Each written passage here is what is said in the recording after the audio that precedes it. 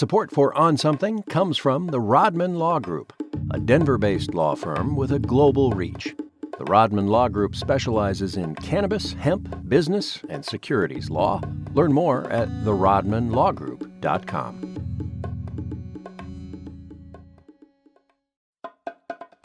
Support for On Something comes from Way to Grow, providing growers and gardeners with knowledge and tools for hydroponic and organic urban gardening since 2003. With locations in Fort Collins, Boulder, Denver, and Colorado Springs, learn more at waytogrow.net.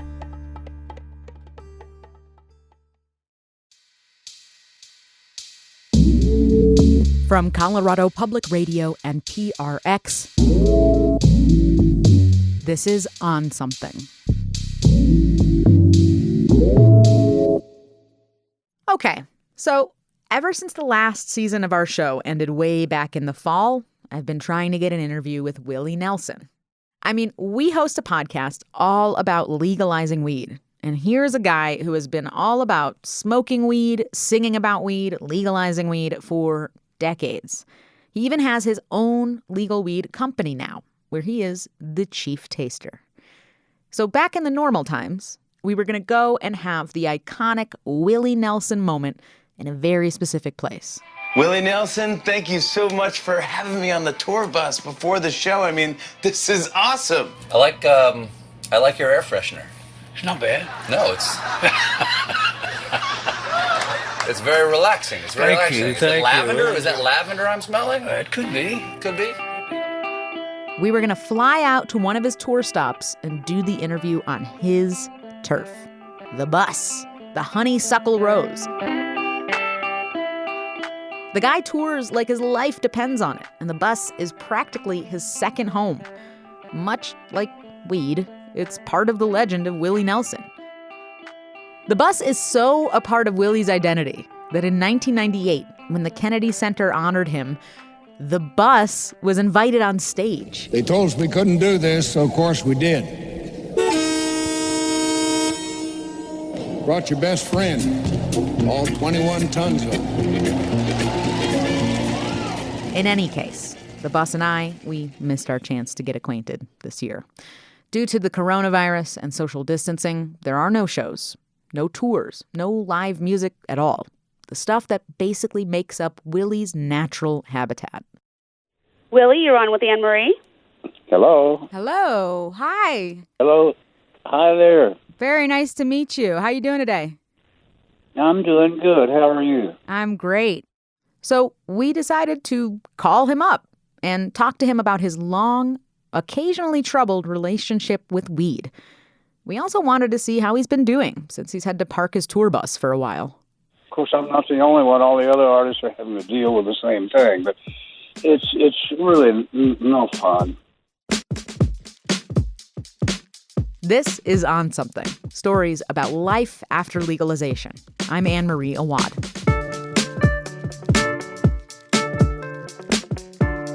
And this is season 2.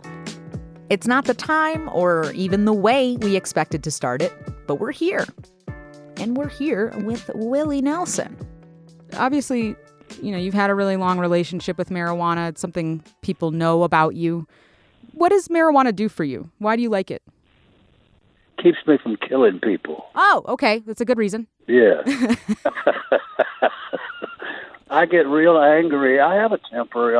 I've been red-headed most of my life, and they call me the red-headed temper tantrum. So yeah, weed is a huge part of Willie Nelson's persona. Maybe you've heard "roll me up and smoke me when I die," and it sounds like all fun and jokes. But this is a guy who credits cannabis with saving his life, or at least saving him from himself. And that's kind of where I am, and I've had to deal with that temper all my life, and so have everybody else around me. So let's take a moment and trace that relationship with marijuana back to the beginning. Willie was born in Abbott, Texas, just 4 years before marijuana became illegal federally in 1937. He would smoke his first joint more than 20 years later in Fort Worth, Texas, in 1954. He had just ended his college career to focus on his music career. singing in honky-tonks while working part-time as a radio DJ. Performing any work for the Communist Party. In his memoir, he wrote that he and a friend were sitting at a bar watching the McCarthy hearings on a black and white TV. A young man named Fisher. Doris Day was playing on the jukebox in the background. You with the stars in your eyes. His friend turned to him and said, "Willie, let's blow some tea." Willie asked if he could have a bit of tea to try later because, like a lot of people at that time, he was scared of marijuana. You know, he had seen Reefer Madness, which came out when he was a kid. And more vicious, more deadly, even than these soul-destroying drugs, is the menace of marijuana. He said movies like this, quote, said I would go crazy and stick up a bank and rape little girls and murder innocent people if I blew tea. He wrote that his friend rolled him a joint and, quote, told me to get high and be somebody. Later, on the drive home, Willie pulled over to the side of the road and took that advice. He smoked that whole skinny joint, and he felt nothing.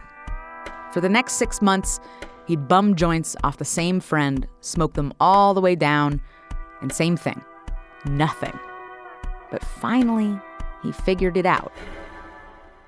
And he says, quote, since then, I have made up for those wasted 6 months. Don't let the stars get in your eyes, don't let the moon break your heart. In the early 60s, after he moved to Nashville, Tennessee, Willie joined the Cherokee Cowboys with Ray Price. Stars get in your eyes, so keep your heart from me. Price, the Cherokee cowboy himself, would go on to be a hit maker and eventually a country music Hall of Famer.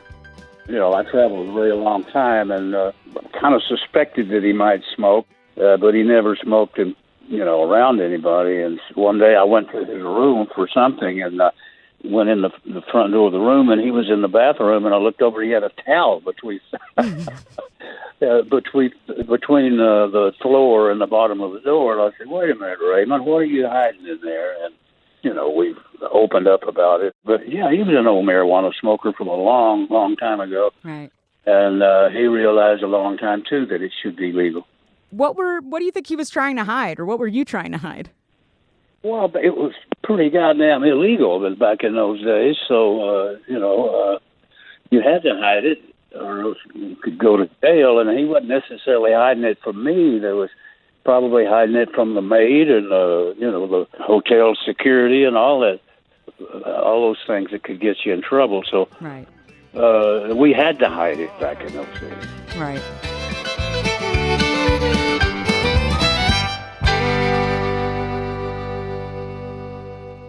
After leaving the Cherokee Cowboys and going solo over the next decade, Willie briefly thought about retiring from music altogether in 1970. After a streak of misfortune. He moved to Austin, Texas, where the Austin sound, a blend of rock and country, was starting to take shape. Shotgun Willie sits around in his underwear. And it inspired him. Biting on a bullet, pulling out all of his hair. A shotgun Willie's got all of his family there. He got back in the game. In the 70s, Willie Nelson was one of the pivotal figures in a movement called outlaw country. It was rougher, punchier, closer to the rock side of country. Willie and his friends grew long hair and started wearing leather jackets. In his memoir, he wrote about experimenting with psychedelics in the 70s, even playing a show on acid. Like, a lot of acid. Willie!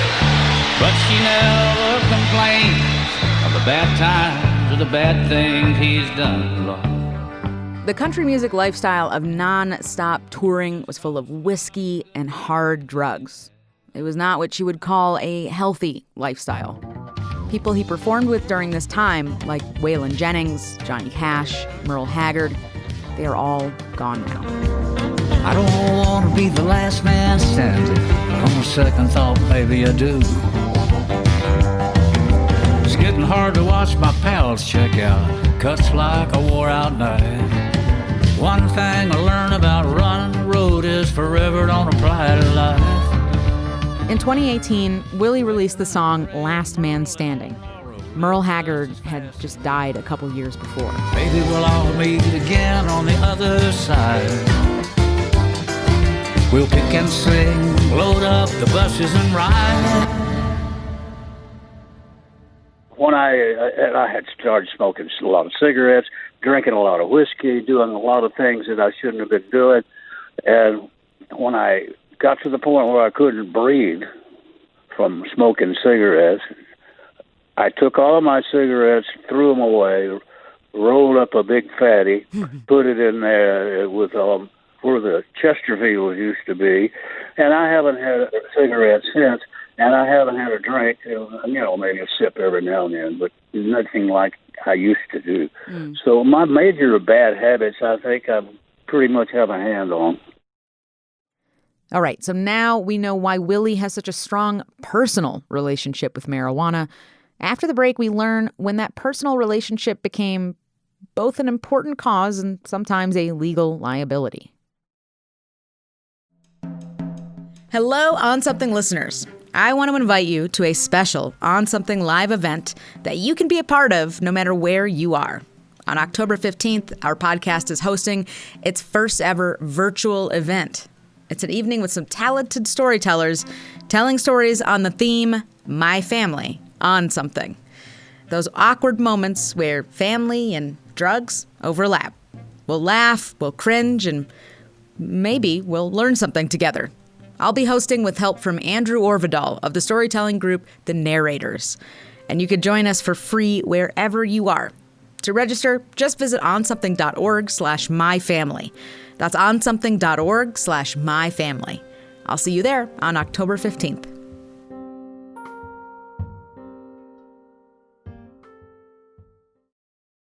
Can you think of like a particular moment when you went from a regular pot smoker to an advocate for marijuana legalization?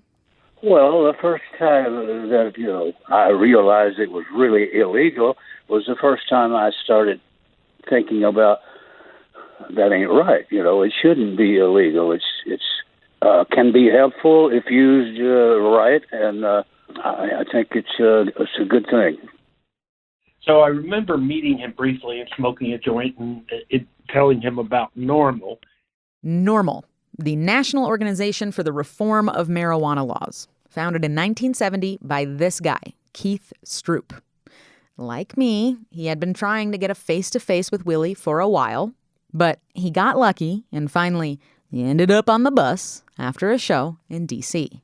But like he said, it was brief. And then I got to know him a good bit better right after Jimmy Carter had been elected president. It was 1976. Keith ended up on the bus after a few more shows and finally got his chance to talk to Willie about advocacy. Willie is, I think, one of the most valuable advocates we've ever had. I used to tell him, I'd say, Willie, you're America's most beloved marijuana smoker, but you need to keep in mind you're the only beloved marijuana smoker for many of those years. For any other major entertainer or celebrity of any sort, if you would have been so out front with your marijuana smoking, I think you would have paid a heavy price for it professionally. So, the hippie movement is really the beginning of a big shift in how America sees pot smokers. In the 50s and 60s, there were still all of these popular racial stereotypes about who pot smokers were. But now, in the 70s, as overwhelmingly white kids start getting busted for pot use, suddenly the issue shifts.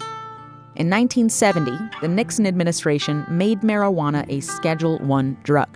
And over the next decade, various states passed laws decriminalizing marijuana in response to that, something that Keith Stroup and NORML had a hand in. It started to go from being a moral issue to being a personal freedom issue. Willie, at this time, had one boot in the conservative world of country music and the other in the Austin counterculture. He was trying peyote and having revelations with the kids, all the while playing music that their parents loved. His appeal reached across generations and political divides, so Willie chose to basically be the face of NORML. Well, it was kind of a no-brainer.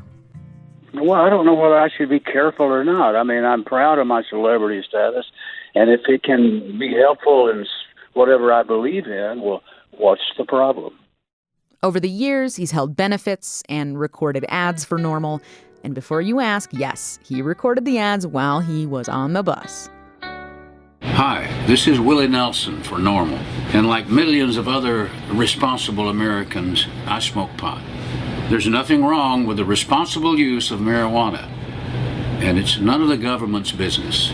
Let's get the government out of our private lives once and for all and stop arresting smokers. Let's take a stand for personal freedom. In 1994, Willie became co-chair of NORML's advisory board, and he still holds that position today. Keith, he actually wrote something about you very recently. I didn't read it. What did he say? Well, he said a lot of things. But the particular part that struck me that I wanted to ask you about was this quote. He says, "It's evidence of a special regard average Americans feel for Willie, despite his marijuana use. Because he's considered one of them, a Texas-based regular guy, they protect Willie from the consequences other marijuana smokers might face." Do you agree with that? No, I don't agree with that at all. They haven't given me any special treatment at all. I'm wondering, what's the most memorable time that you've gotten busted before for weed? The most memorable? Yeah. Well, they're all rather memorable.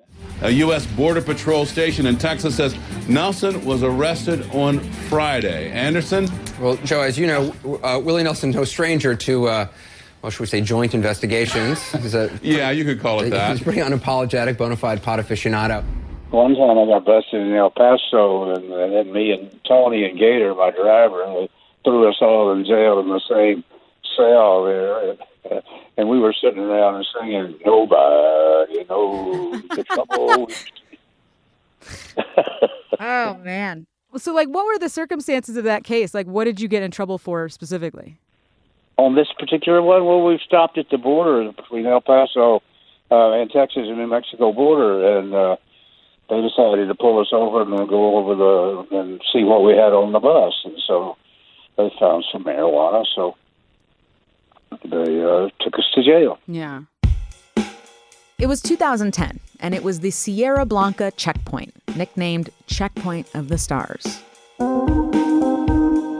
It's right when you're leaving New Mexico and entering Texas. It's not actually at the border between the U.S. and Mexico, but nonetheless, it is a customs checkpoint. And it's notorious for stopping and searching most everyone, but especially famous touring musicians like Fiona Apple, Nelly, Snoop Dogg, and Willie. When agents found 6 ounces of marijuana on Willie's tour bus during a search, he claimed it. So they charged him with possession. During sentencing, the prosecutor offered Willie a plea deal that included singing for the court. Blue Eyes Crying in the Rain, to be exact. Blue eyes crying in the rain. For what it's worth, he did not actually have to sing in court. The judge said the song request was a joke that went too far.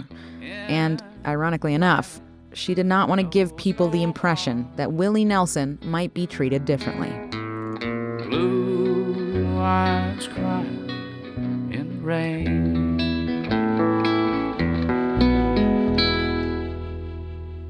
As outspoken as Willie can be about issues that are dear to him, like marijuana legalization, at the same time, he does not like to talk about politics. Now, it doesn't necessarily mean that he's not a political guy. He's been raising money for Democrats for most of his career, and just recently he played a virtual fundraiser for former Vice President Joe Biden. And yet, from time to time, people seem surprised that Willie supports candidates on that end of the political spectrum. Case in point, 2018.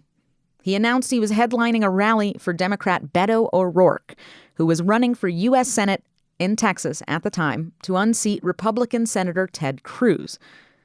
Some of Willie's conservative fans weren't thrilled and criticized his choice to support a Democrat. He went on The View to respond. And people are shocked at that you would support a Democrat. Why? Why? Did they have some misunderstanding of you? I don't know. I guess so, because I've been supporting Democrats all my life, you know. But I think they have this image that you don't. Why? I don't know. I have no idea because, I haven't hidden it that much. But Willie is going to perform. He's not just supporting the guy, he's performing at an event for Beto, correct? Yeah, we're doing a little fundraiser there in Austin. And many of your fans took tremendous issue with this. You know, a lot of your fans didn't like it. Why do you like him so much? He doesn't care. But he doesn't care, so let's just move on. I don't care. You know, they're entitled to their opinions, and I'm entitled to mine. That's right.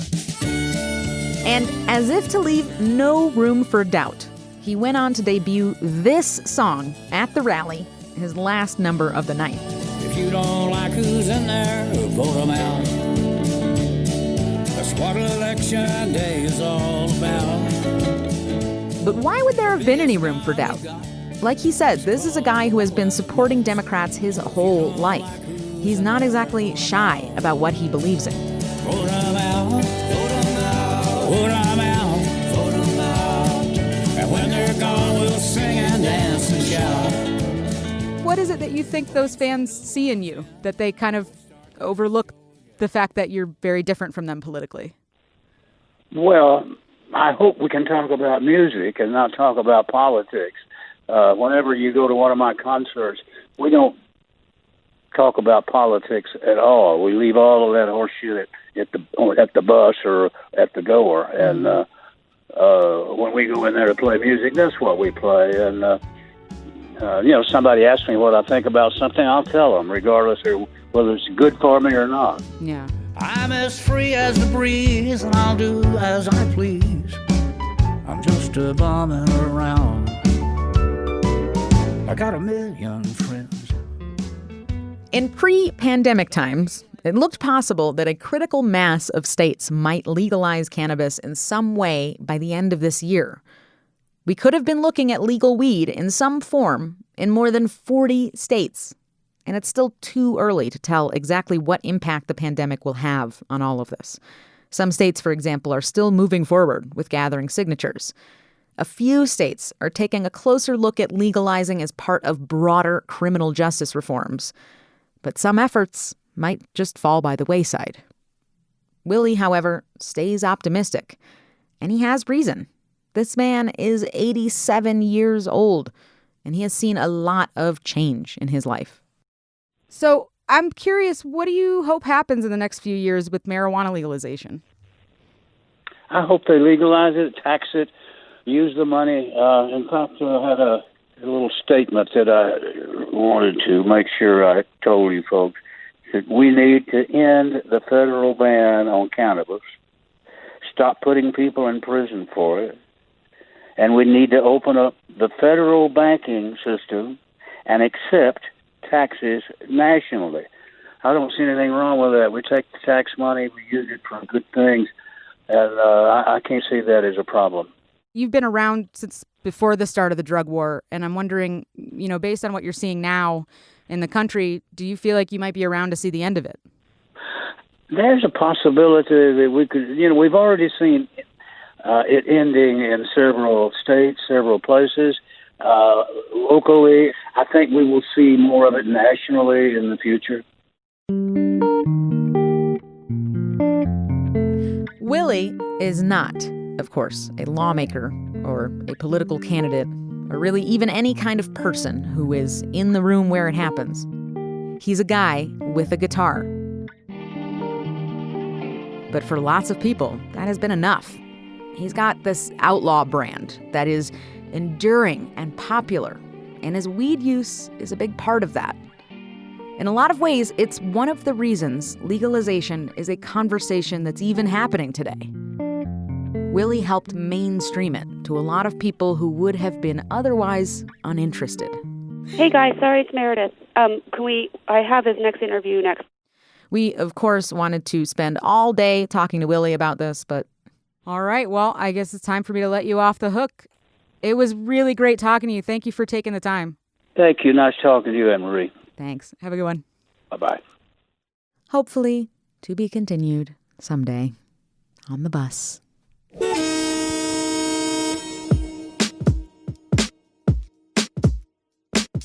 On Something is still a labor of love, reported and written by me, Ann-Marie Awad. It is a production of Colorado Public Radio's Audio Innovation Studio and CPR News.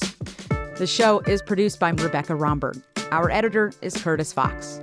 Music by Brad Turner and Daniel Mesher. Our executive producers are Kevin Dale and Brad Turner. On Something is made possible by lots of talented people like Rachel Estabrook, Francie Swidler, Kim Wynn, Dave Burdick, Allison Borden, Matt Hers, Kendall Smith, and Jody Gersh. Our illustrator is Iris Gottlieb. See more of their art on Instagram at Iris Gottlieb. This program is made possible in part by the Corporation for Public Broadcasting, a private corporation funded by the American people. This podcast is also made possible by Colorado Public Radio members. Learn about supporting Colorado Public Radio at cpr.org. You want one more take of it? Yeah. Messed it up so many times? Okay. I wouldn't phrase it that way. I just mess everything up over and over again. Support for On Something comes from the Rodman Law Group, a Denver-based law firm with a global reach. The Rodman Law Group specializes in cannabis, hemp, business, and securities law.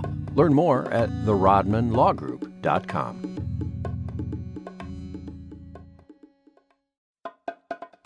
Support for On Something comes from Way to Grow, providing growers and gardeners with knowledge and tools for hydroponic and organic urban gardening since 2003. With locations in Fort Collins, Boulder, Denver, and Colorado Springs, learn more at waytogrow.net.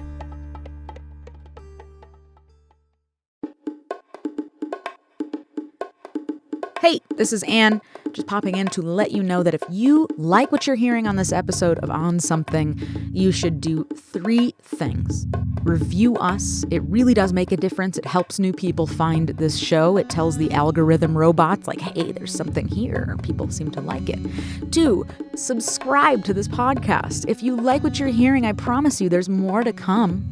And it'll show up automatically in your feeds if you just subscribe. And 3, share. Share this podcast with your friends, especially if you think they need to be a part of this conversation about what life is like after legalization. It's a better conversation if there are more people at the table, so please pull up a seat and share.